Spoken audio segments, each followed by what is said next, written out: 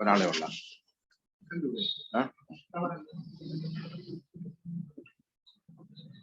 Hello Jayashree.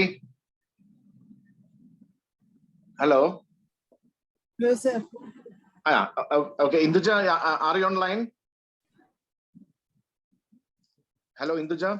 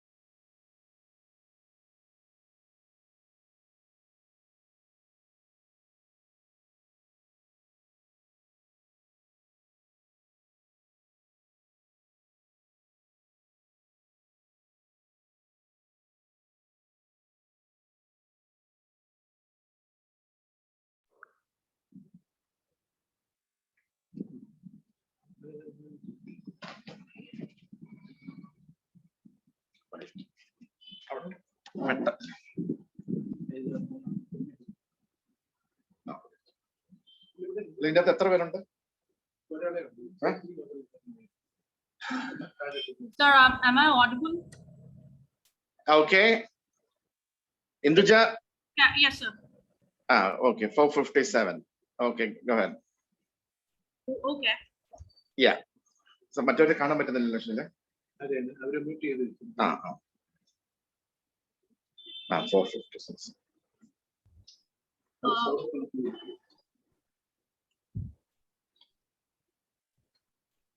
Sir, could you just enable the sharing option? Okay. But sharing option എങ്ങനെയാണ്?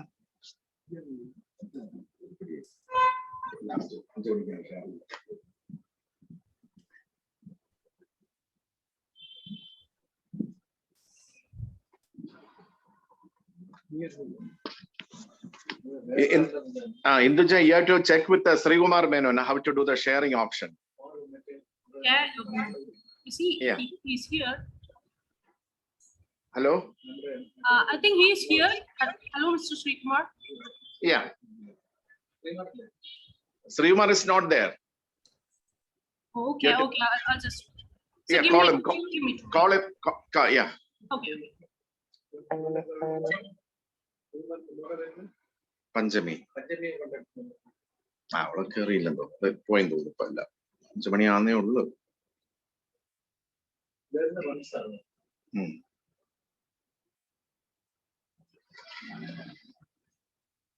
പക്കയായിരിക്കണം.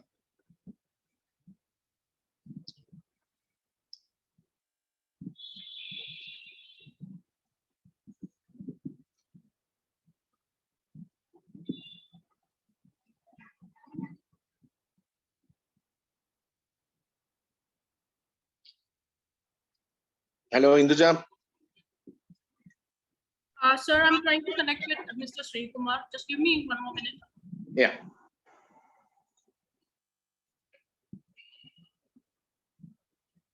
Sorry, ഒരു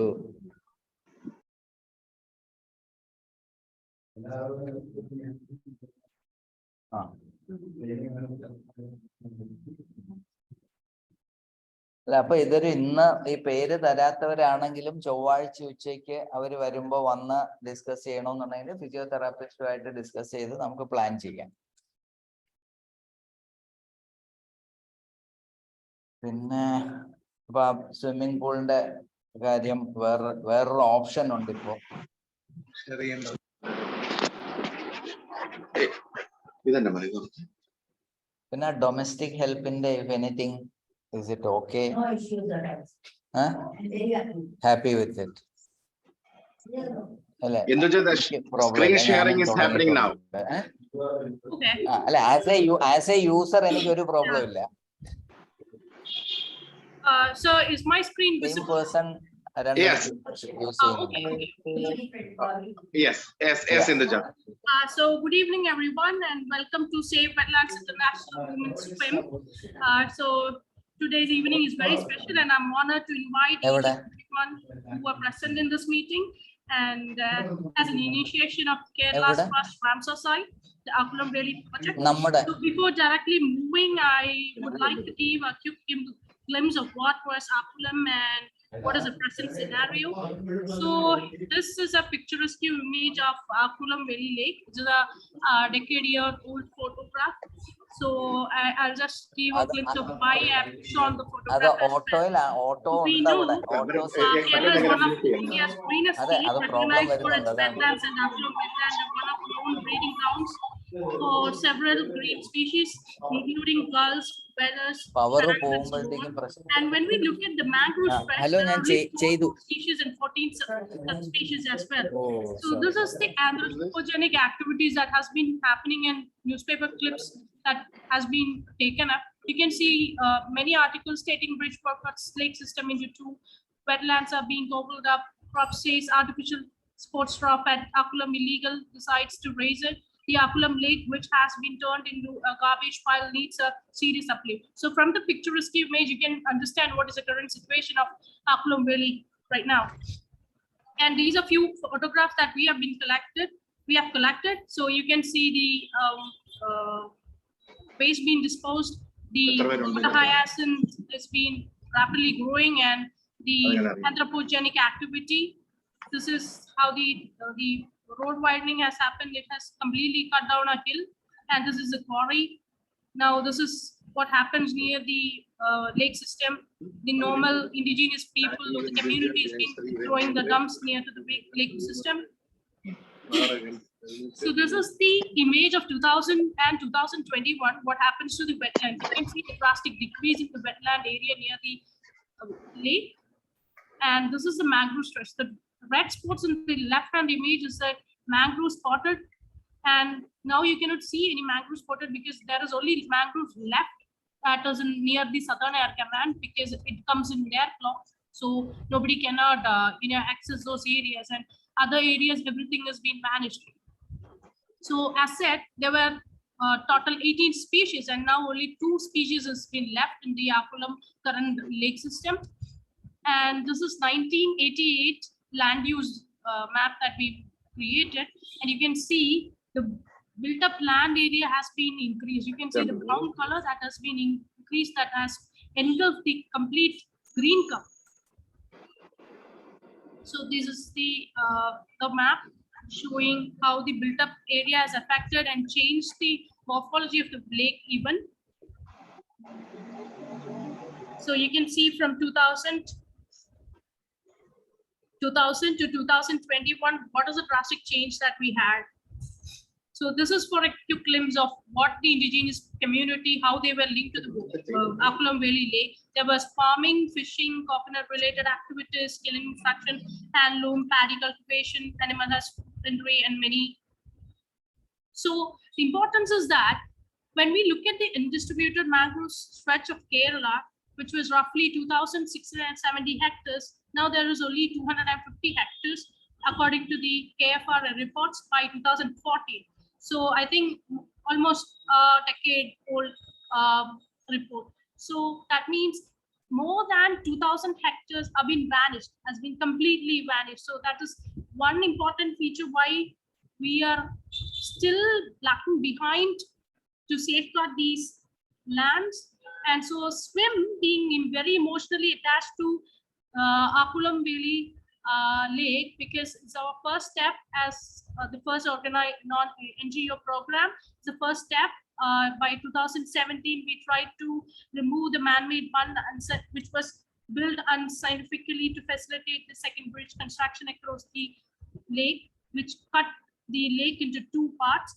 So starting from the very first step, by 2017, swim was much more attached to Akulam. So from that, we are trying to safeguard and fight to save these wetlands. So I'm not picking up much introduction. So we are trying to put up the Kerala's first Ramsar site. So yes, Dr. Jayashree Vincent, I am so honored to welcome you to SWIM family.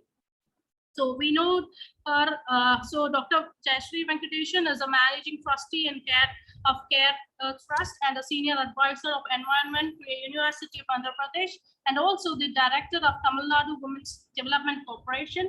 She's also member of Tamil Nadu Wetland Authority and Tamil Nadu State Biodiversity Board. She's also a member of Green Tribunal, a National Green Tribunal Community on Restoration of Innore Wetland Complex as well. And when you look at her field of expertise, she's a social and environmental scientist and the conservation and sustainable use of biodiversity and ecological restoration. And I personally am so honored to attend your session and work under your guidance, ma'am. I now would like to invite Reshma.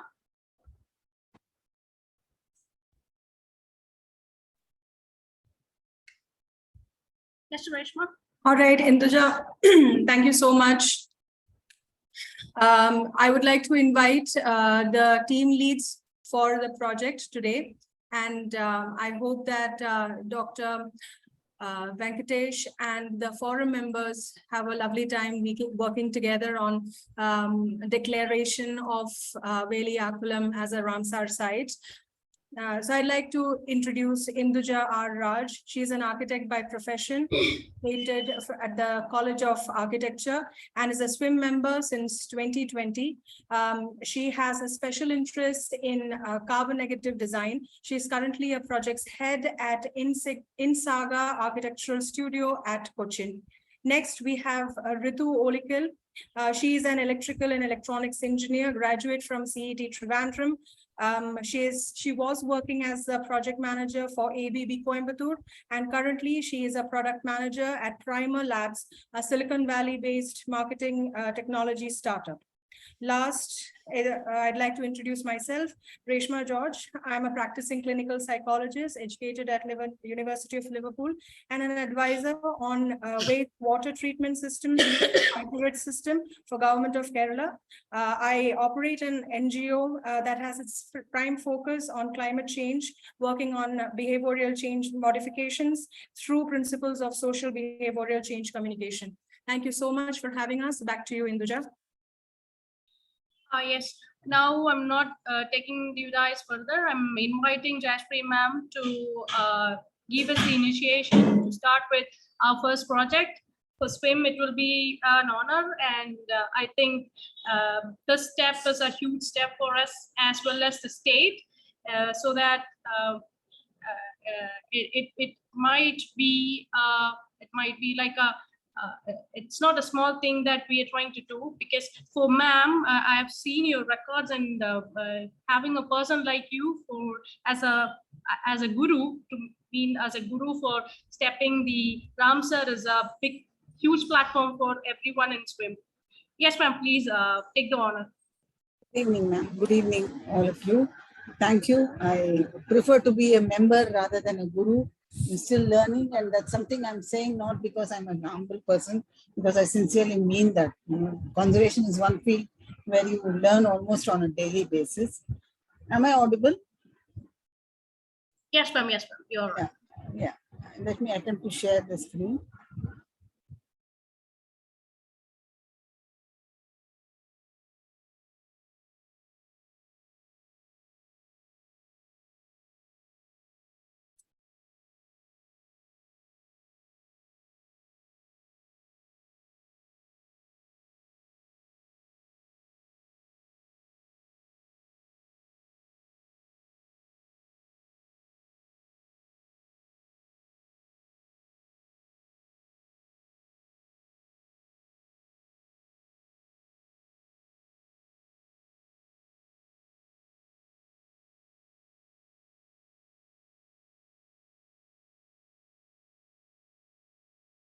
Give me a minute, please.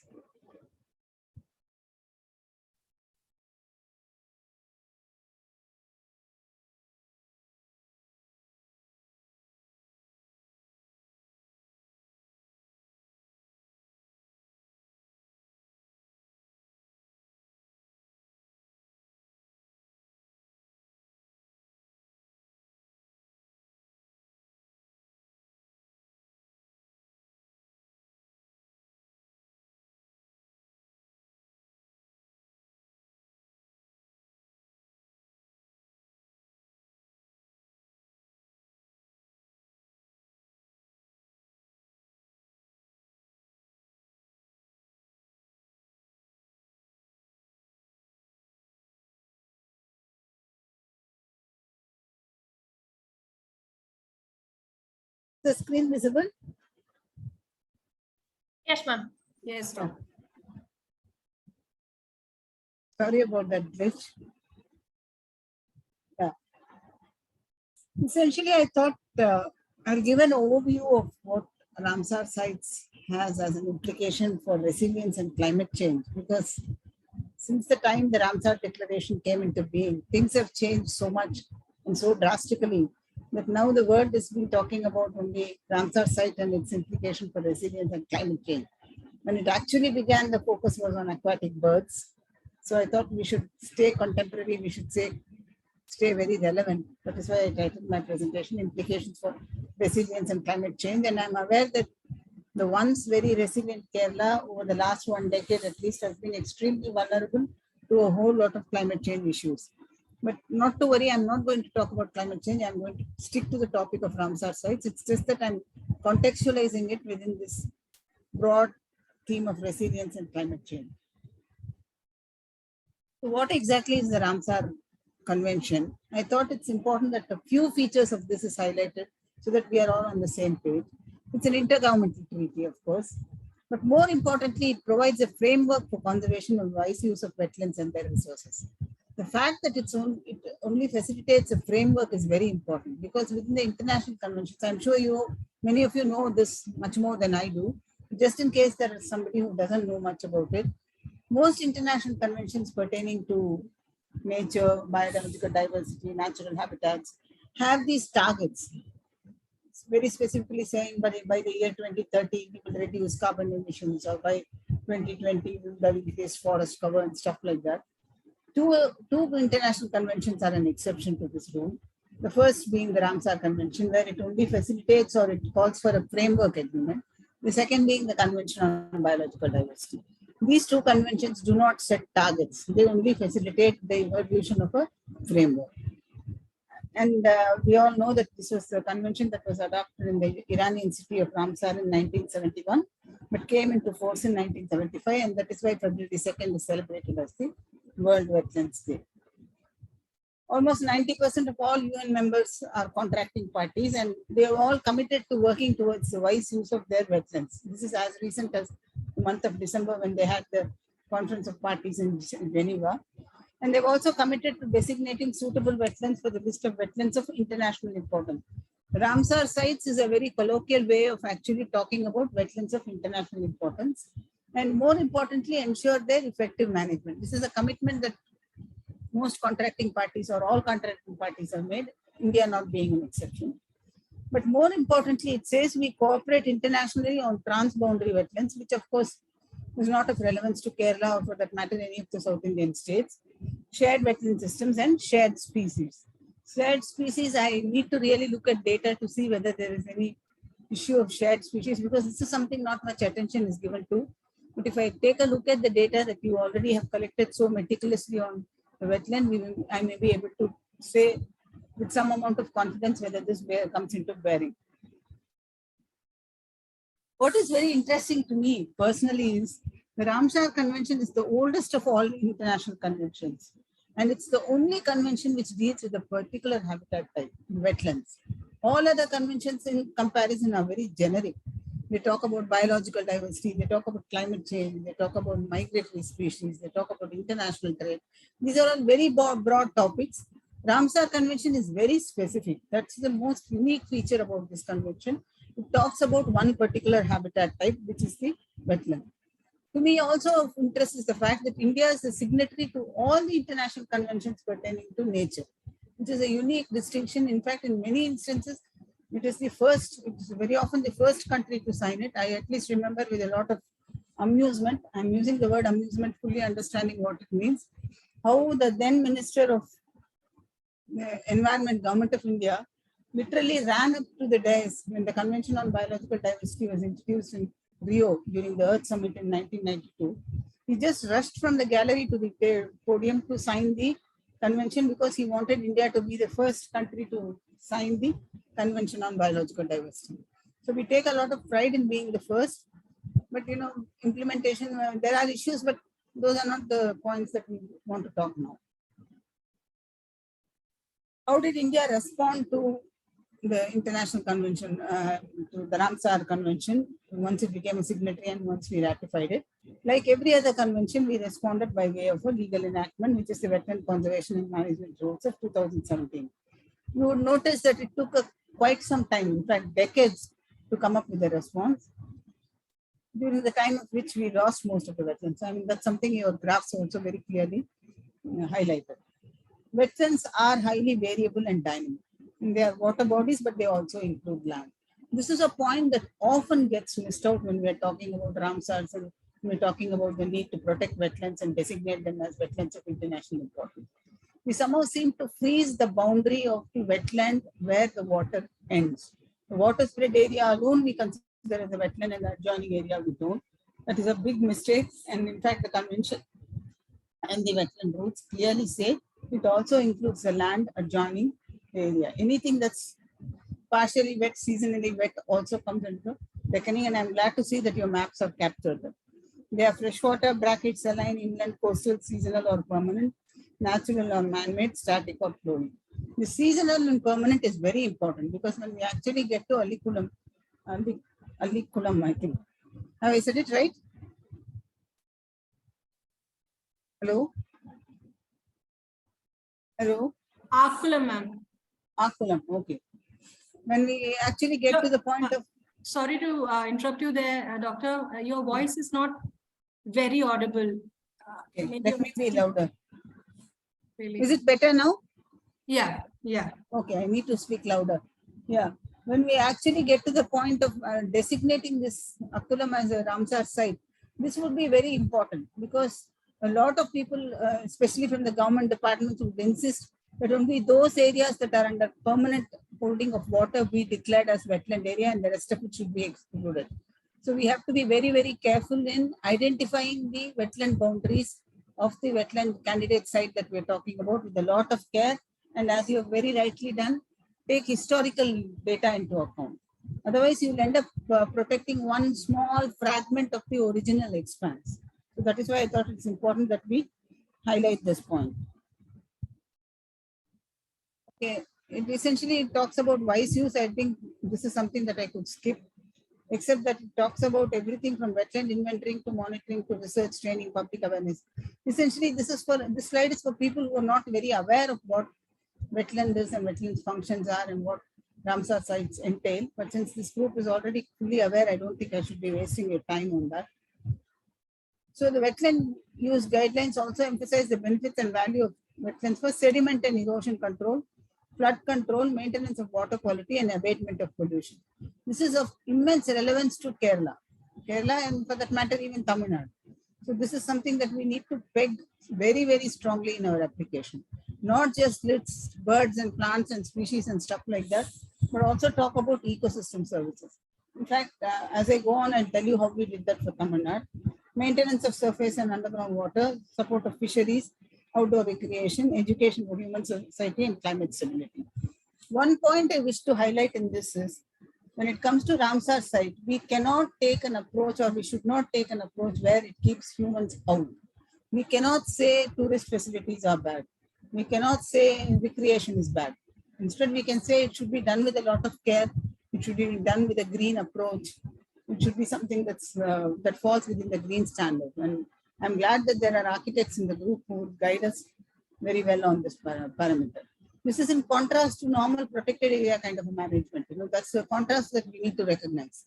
When we are protecting a forest, we can simply come up with an inviolate kind of an approach saying, this is the boundary, nobody is allowed to enter into it. But with wetlands, this wise use is a term that we have to repeatedly emphasize, and how we understand and how we want to implement wise use in the wetland is something that we have to deal or handle with a lot of care. So this is something of relevance to us in the application actually. It talks about the criteria that are normally associated with getting a wetland designated as a Ramsar site. Two broad criteria, Group A and Group B.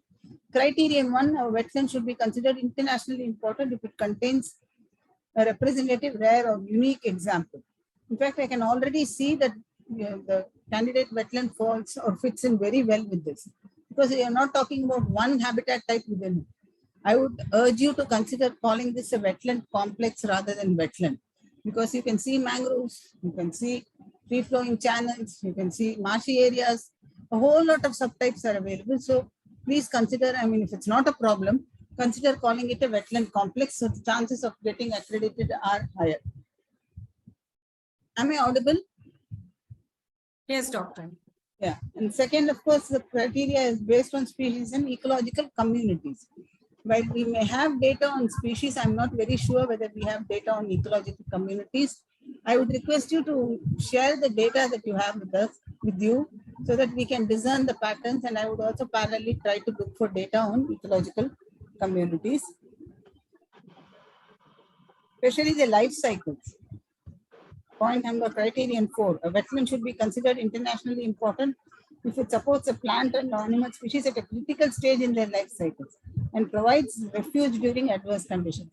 So if there is historical data, even data reported in the media of, for example, hypothetically, I'm not very sure, hypothetically during the mega floods of Kerala, whether this particular wetland served as a refuge for certain bird communities, certain mammals, certain plants. If that kind of data is available, that will be very, very useful, and it can be, it will provide a lot of strength to our application. Then, of course, the very famous criteria based on water birds. It regularly should support 20,000 or more water birds, all species put together, all species put together.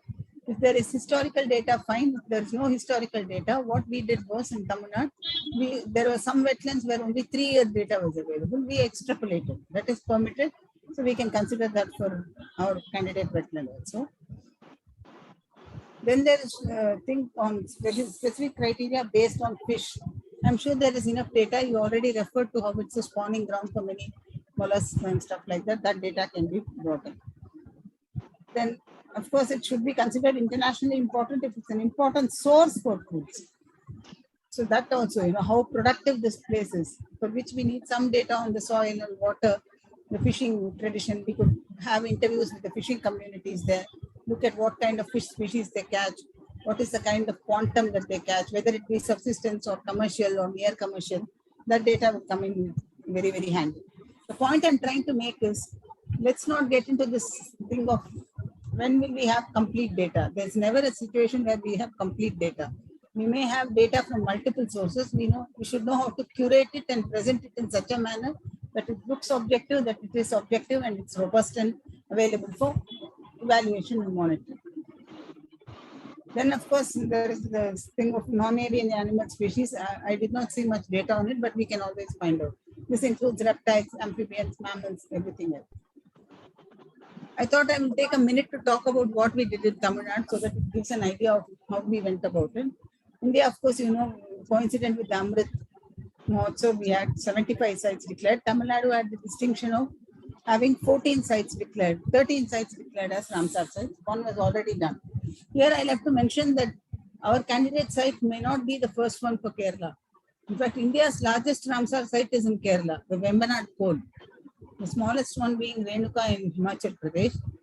In Tamil Nadu, we had 13 sites. One site, Point Kalimar, Vedaranyam. So 13 were added. Point Kalimar way back in 2002. We wrote 10 out of the 13 sites. The sites being Pallikarnai, Vedan, Tangar, Karikiri, Vembanu, Suchindram, so on, until Pichavaram and Vellore. We wrote the applications for 10 of them. I will take a minute to talk about Pallikarnai, more or less similar to what you said. 90% area reduction in 2000, 720 hectares we protected after lobbying and working with the communities and the government for a period of 23 years. We were able to get 720 hectares protected. So species richness is very high. It's the only wetland. These were the parameters that we highlighted in the application. Along the east coast with no fishing or agriculture pressure, and it's part of the Central Asian flyway. These are the parameters that we need to look for. Instead of routinely listing species or change in land cover, the international connotation, the connotation to other conventions, the connotation to ecosystem services, this is what actually made the difference in the application, and all the applications went through. So features that we need to focus a bit on is decadal feature, precipitation, intense rainfall days, reduced interval, and drainage. What is the watershed of this area? That is something that I'm sure our architect friends can glean from their access to the Google images. One of the things that we focused upon for Palikarnai, which actually was the biggest saleable point, was the flood mitigation role that it provides to the city of Chennai. It drains over 65 wetlands and it's multi-directional hydrological flows. Hydrology is something most applications ignored. In fact, everybody talks about 75 being designated. The number of applications that were actually rejected is far more, it runs into some multiples of tens. Primarily because the hydrology of the place was not gleaned and not detailed in the applications. This is something that we should not make as a mistake. The hydrology, especially at the level of the watershed, or if it's a cluster of micro watersheds, we should be able to glean it and talk about hydrological flows. Now, Palikarnai has multiple flows. Until now, until we did the analysis, people believed the directional flow was only west to east. We were able to demonstrate that it's actually multi-directional. When we spoke about Palikarnai being a buffer of how it provides a blue-green infrastructure, once again, something that we borrow from the field of architecture, to a growing city. So instead of saying urbanization is bad and Chennai city is actually eating up this wetland, which is actually the truth, we said this particular place can actually be a buffer by way of providing blue and green infrastructure. This space has caught up so much now. Chennai city, for its master plan, the third master plan, has actually called architects for a design competition where it's talking about how to bring in blue-green infrastructure to all the lakes in the city. So to that extent, it has percolated in the system. And finally, we spoke about the merits of conserving the marsh for groundwater recharge. Also, although the potential is very low, which I don't see in our candidate site in Kerala. I think the potential there is very high. I mean, I'm basing it strictly on the fleeting glimpse I had of the GIS imageries. Maybe I'm wrong, but I certainly sense that there is a lot of scope of groundwater recharge. Yes, largest one. Yeah, thank you. And that's where I would end. I deliberately kept it very broad so that I could interact with you and take it forward. I'll be happy to answer questions. Jayashree, this is the largest groundwater recharge in Trivandrum Corporation limits, Veliyakulam. I thought so, sir. It looked, Yes. as I said, I saw it only for a minute, but I was able to sense that. Yeah, in the Trivandrum Corporation limits.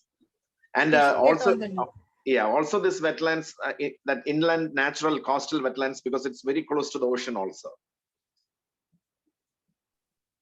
We should be able to talk about it as inland, brackish, and coastal, sir. Okay, great. That's why I suggested that we consider, I mean, it's up for the same Yes, it's a numbers. wetland complex.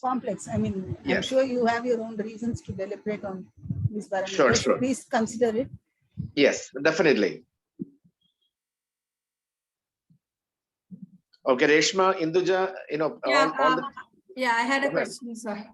Induja, you want to go first? Yeah, you go ahead. Okay, you can. Okay, all right, great. So, Doctor, I just had a little question. The Veliyakulam, as I understand, is going through a process of eutrophication at this point because the entire city's dumping is flowing into the particular water body. So once it is declared as a Ramsar project, site, is there any probability wherein we could approach the government for restoring it to its original self? Because of the amount of eutrophication that has gone in, I observed like algae growth and obviously ABCD other factors in the water body. Yes, ma'am. In fact, Palikarnai has the same issue. Chennai's garbage dump, the solid waste dump for South Chennai, is located within Palikarnai, except that they call it by a different name for simple, conning purposes. I don't have a better word to use. That's why I'm saying for conning. They call it a Perumbudi dump yard, and every day about 6,500 metric tons of garbage gets disposed of there. So when we had this discussion on whether we include that, it's actually a marsh where reclamation is happening by way of solid waste dumping. Whether we include this as part of the Ramsar site boundary, the government was dead against it. So what we did was we came about in a roundabout manner. We excluded that area, although it's well within the Palikanai marsh, and had the rest of the area declared. Then we have an opportunity. It's not that we've given up. We never give up. People like you and me never give up. That's something I know. Well, there is a mandatory rule saying that once an area gets designated as a Ramsar site, you need to have what is called an integrated management plan developed for it. In short, it's called IMP. Now, in fact, Government of Tamil Nadu is in the process of drafting the IMP, and I've been asked to do it. There, all the parameters that you spoke about, how do we actually prevent, stop, reclaim, restore, conserve, all these get addressed by way of either technology or sometimes simply removing the stuff. In the case of Palikanai marsh, cessation alone would help. So we've recommended that. But I should also tell you this, madam. This is something that may sound a bit tangential, but permit me to say this. One of the things that I've noticed is in Palikanai, I first stepped into the marsh in 2002, where I recorded 102 species of birds. In 2021, it had jumped to 171 species. I always say 2 or 3 possibilities. One, my sampling was very poor way back in 2002 because the only money that I had with me was 32,500 rupees, and I could not do any great hiring of researchers or anything like that. But the other reason could be the solid waste and disposal of sewage enriches the wetland so much that the benthic fauna really recruits very well. So Palikanai has this great quantum of bloodworms and stuff like that, which is probably why it's become an excellent feeding habitat. So we have to take a very measured kind of an approach before we recommend it. But certainly the windows are not closed for restoring the place. That comes by way of drafting the integrated management plan, for which Government of India allocates enough and more funds. For Palikanai, I think it's about 160 crores that's been allotted. There is another window that we can actually explore, madam, which is essentially developing a proposal for submission to the Green Climate Fund. If we are able to establish very categorically that saving this candidate wetland, Veliyakulam, in Kerala, provides to climate resilience, provides a lot of support to the state of Kerala against climate change, we can actually develop a proposal to the Green Climate Fund. There, whatever you can consider under restoration can be accommodated. In fact, we've done that for Palikanai. I've written 3 GCF applications for Tamil Nadu. In fact, if I can take a minute to brag about myself, I always brag about myself. The only 3 applications that Tamil Nadu has successfully got to GCF were the ones that I wrote. It's a different story that they have not paid me for it, but all this is humor. Don't take it seriously. So we can consider that, madam. That is possible. Thank you so much, Doctor. Hi, ma'am. Ma'am, my question is, ma'am, how do we define the boundaries of this Ramsar site? Because when you look at Akulam-Veli Lake, the lake has been shrunk by 10 hectares, more than 10 hectares over a decade. So when we suggest it as a Ramsar site, how exactly do we define the boundaries of this? Like, was it the previous one, or as it per the village records, or how will it be defined? Ma'am, permit me to say this. Losing 10 hectares is miraculous, because in Tamil Nadu, you lose hectares by hundreds, not by 10. So that way, as usual, Kerala has got a better kind of a stand on that, or better kind of record. Ma'am, normally what we do is we take the Survey of India topo sheet, ma'am. Not so much GIS, satellite imageries or aerial photographs. We normally take the Survey of India topo sheet, ideally 1971. That's the cutoff year normally we have taken for all the sites in Tamil Nadu. Then, of course, the village records, the VA records, land ownership records. We'll have to look at how the original settlements have been. I'm sure the lawyer and Mr. Lawrence would support us with that. If there are original pattas, I don't know what it's called in Kerala, patta is this legal document, legal ownership of land. If there is a well-established legal ownership of land of individuals, we cannot unfortunately include that in the wetland area. But all common areas, whether it be village commons, government held commons, private estates, and all these can come in. What we used was 1971 to push it, and the hydrological definition. We used hydrology as the unit to define. Ma'am, one more thing is, ma'am, what is the percentage of role that is going to happen from the government? Like when we push it to a Ramsar site, there should be a support from the government, or how is it that in fact in real is done? It's something that's totally under the government now. Totally under the government. We can only be facilitators. Okay, I mean, in that case, there's a proposal from the government for I think by 2030 there is a new highway cutting the lake, exactly cutting the lake into two. There is a new highway proposal that is coming. So, if we put forward such a condition, if we put forward to make the Apollo Valley Lake into a Ramsar site, would they support like the Tamil Nadu government? I'm not sure. So that's the basic question I had. I would like to show you just a map of what I had. Yes, ma'am. Yeah, you can see this. Yeah, is it visible? Perfectly. Yeah, so this blue is the Veliakulam Lake. You can see the arrow. This is the new highway that is going to cut the lake again into two. National highway, ma'am, or state highway? Yeah, that is a new highway that is going to cut. Yeah, so is it a national highway or state highway? it is a state highway, ma'am. State highway is not a problem, madam. They can realign it. See, in Palikanai, we had the same problem. The World Bank actually came up with a proposal to establish a 6-lane highway because Palikanai is adjacent to IT corridor. So I believe the IT company people need lesser time to travel, otherwise they are very stressed. So I wrote to the World Bank asking them whether that was more important or the birds were more important. They dropped the proposal. Okay, great. It all depends on how we articulate, ma'am. In fact, I can tell you this, part of Palikanai Marsh was actually designated as the finance city. And all the big industrialists had lands allotted there. And the then Chief Secretary, Environment Secretary was one Dr. Mohan Varghese Chumkar.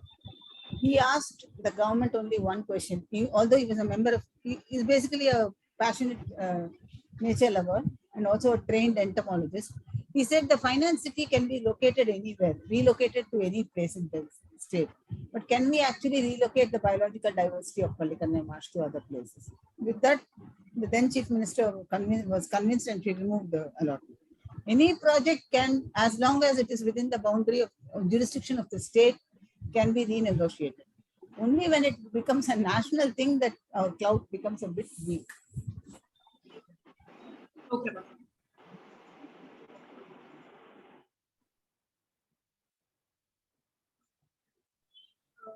And ma'am, how do we exactly assess the place? Like for making it into a Ramsar site, I have just read it. Like the process is like identification, assessment, and designation. So how exactly do we assess the? Is it like assessment of the complete species of the ecosystem, or assess everything in it? Everything, ma'am. All the 9 criteria, data pertaining to all the 9 criteria, we have to look into. Now, okay, so first we identify the boundaries and then we do the assessment. Okay, that is how it should be done.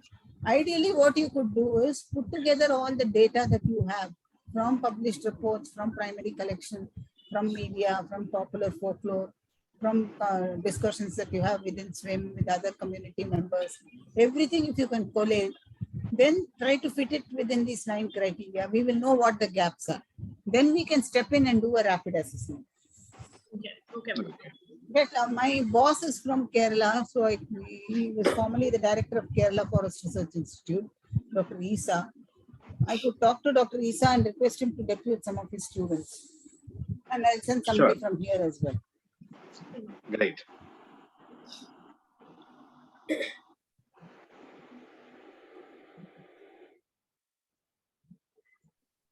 Madam, it's ultimately the question of how do you write it. That's why I threw in those keywords in the presentation. Central Asian flyway. Yes. Now, if you allow Forest Department to write, they will say, I mean, I love the Forest Department a lot, no problems with that. but they're really not skilled in writing these things. Routinely, they will write this beat, that round, that range. This doesn't gel very well. Yes. Writing skills make a big difference. I'm sure you know that. Absolutely. I mean, sorry. Yes.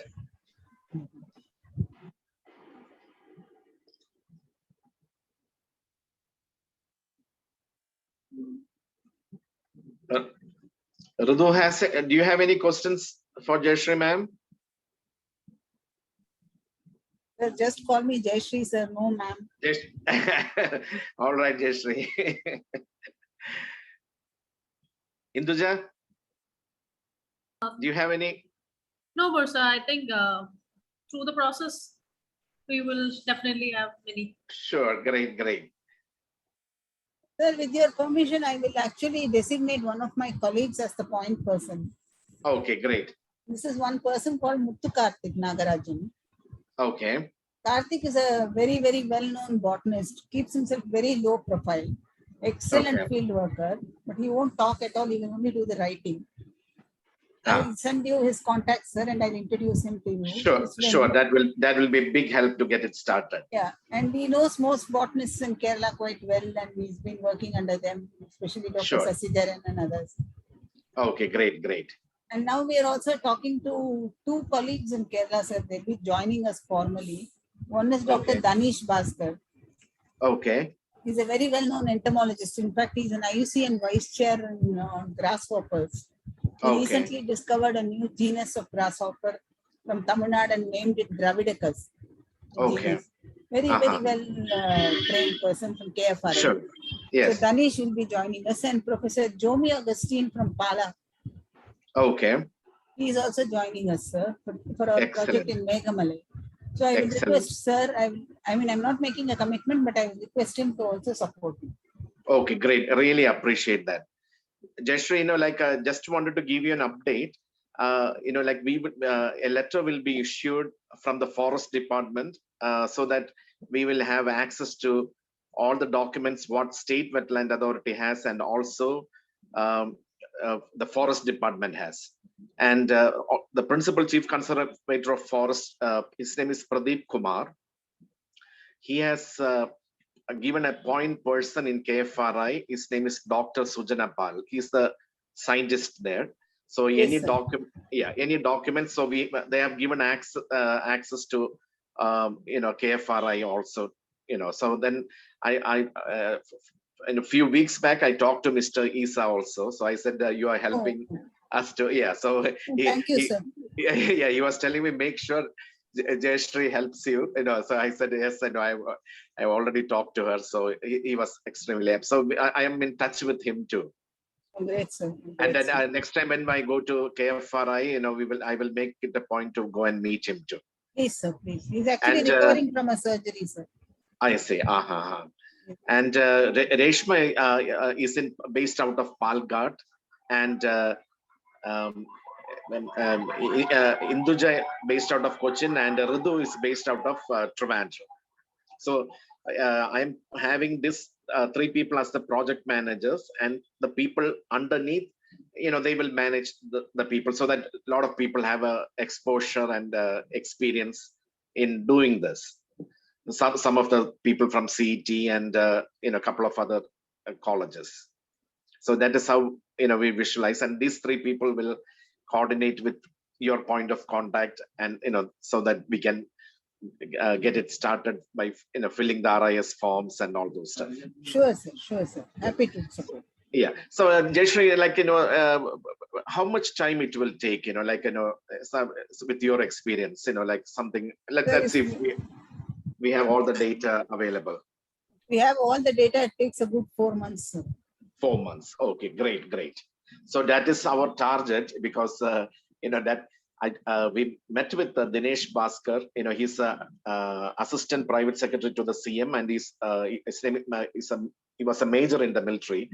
Then he's the environmental advisor to the CM. So I told him hopefully we can have this as the 76th for our 76th birthday of our great nation.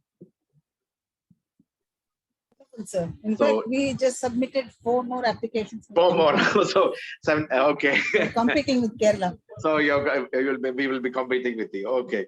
So But there is no. unfortunately for me, my state doesn't support anything, sir. The state I actually come from, not even a single application has gone in from Andhra Pradesh. I see. So, just we will do it very, very fast, and hopefully, we can have it, before August 15th. Like that's Sure, sir. Sure, sir. yes. Induja, any questions now, or No, sir, I think we'll take it later. Okay, through the process, great. as I said, yeah. so you want to say thank you, Induja? Or- Definitely, sir. Yeah, please go ahead. Thank you, ma'am. Thank you so much for your valuable time. In fact, Thank you. it is going to be a great opportunity for us as an initiation. So even though we have 3 other Ramsar sites in Kerala, we really won't find it like they are safeguarding it, because especially when you look at the Vembanad Lake, you can see the collective dumping of trashes and waste have been going on. So I think, and as said, Apulam is one we are very emotionally attached. We were also doing a project in 2020 based on Apulam Valley Lake, how the mangrove stretches and other species were depending on how the indigenous people has the category of indigenous people have been changing from the lake, and how the unplanned development has encroached the lake as well. So so much emotionally attached to that place. So we badly wanted to make it safeguard those wetlands. Yeah, ma'am. So thank you so much for your time. Thank you for inviting me. Thank you, for Jayashree. Really appreciate your time. Sir, anytime, sir. You are our guiding light. Sir, no, sir. I'm one member of your team. Thank you, Jayashree. Thank you. All the best, sir. All Thank right. you, sir. Thank you. Thank you, Thank sir. you so much. Thank you. Thank you. Thank you all. Thank you all. Thank you. Thank you, everyone. Thank you, Reshma. Thank you. Thank you, sir. Bye-bye. Thank you. Bye.